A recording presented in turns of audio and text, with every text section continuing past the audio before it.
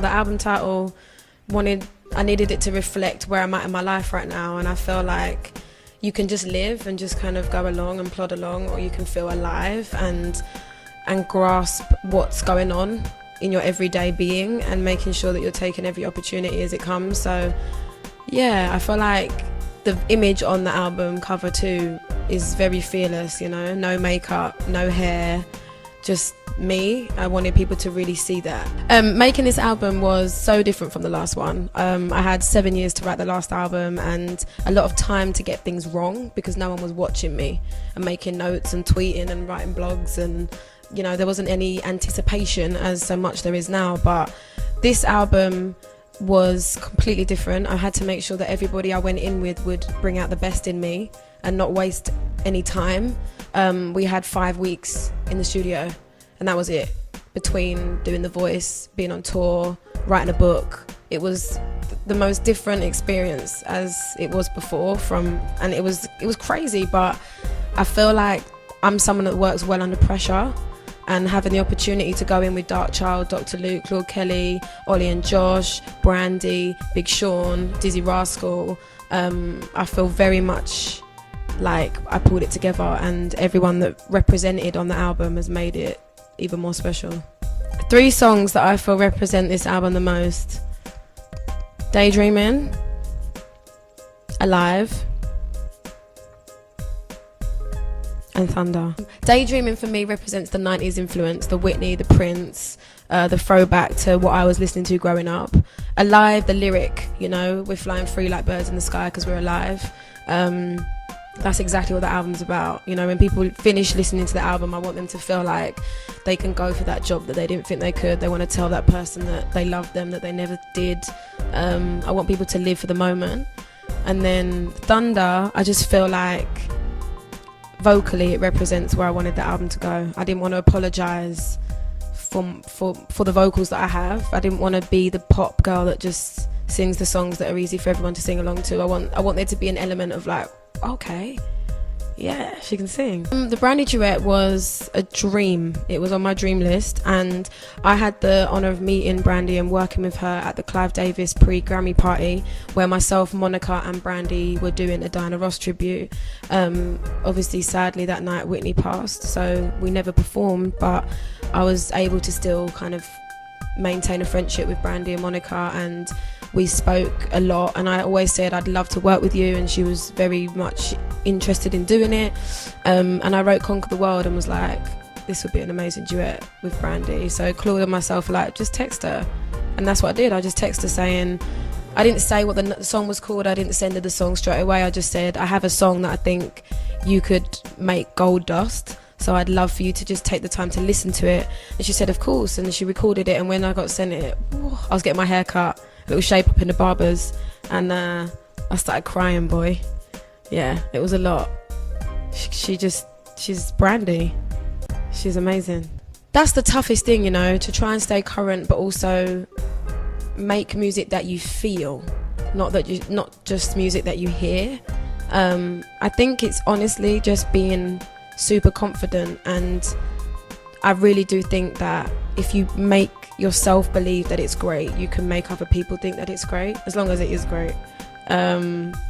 But I feel the singles that the world have heard so far, i.e. Wild and It's My Party, don't fully reflect the whole album, and I don't think that every single ever should do that, because I don't want the whole album to sound the same. But I definitely think this album definitely represents more of the artist that I want to be forever than the first album did.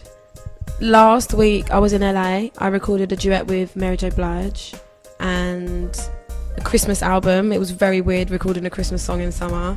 Then I did a Smokey Robertson duet called Cruising Together.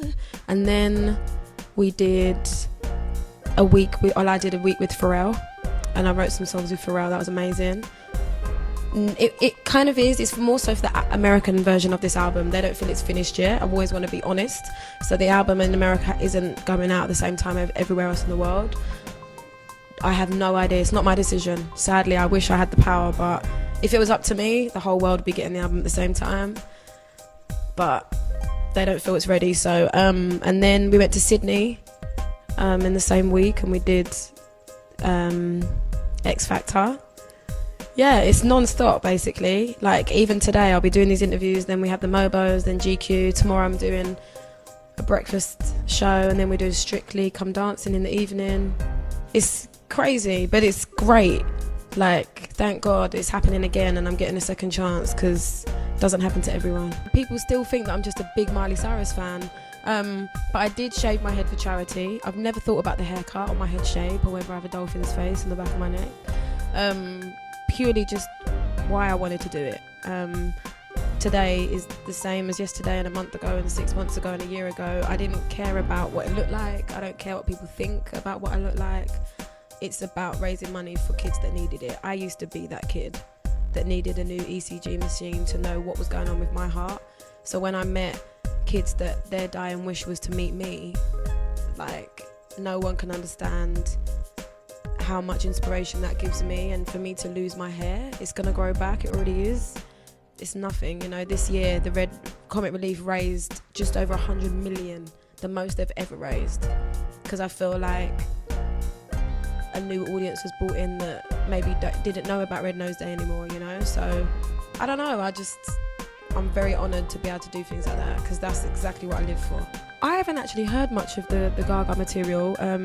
That's one of the best and worst things about being in your kind of promo cycle, is you're in a bubble of like crazy times. But I've heard the new song Applause, which I really like. I thought her performance at the VMAs was really innovative and pushing the boundaries, you know. It was creative and it was different.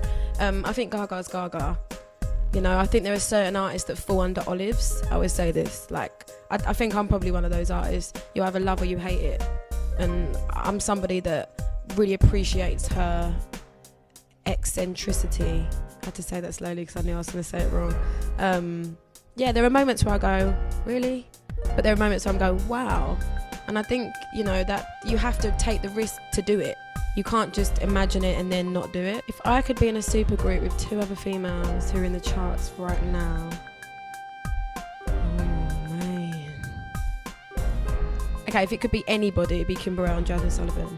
But if it has to be people right now in the chart, I'd say Beyonce and what my mind wants to say and what my mouth will say would be 2 different things. Yeah, I'd probably just say me, Beyonce and Rihanna. You have to make sure that everything you do, down to what you wear, endorsement deals, TV shows that you're sat on every Saturday night, really represent your true morals and soul as a person. And I'd love to go on X Factor and perform as an artist, but the word judge doesn't sit right with me. I'm definitely someone that's happy to coach and share my experiences and train somebody, but I'm not there just to laugh at you and point, and it's not how I feel that's how the representation of the music industry should go. So no. How do I want to be remembered? First and foremost, I want people to go, wow, that girl could sing, and that I made a difference, that the noise that I made from my mouth wasn't just noise, it told a story, and that I left the world a brighter place than I found it. Hello, I'm Jessie J. Make sure you keep it locked on That Grape Juice.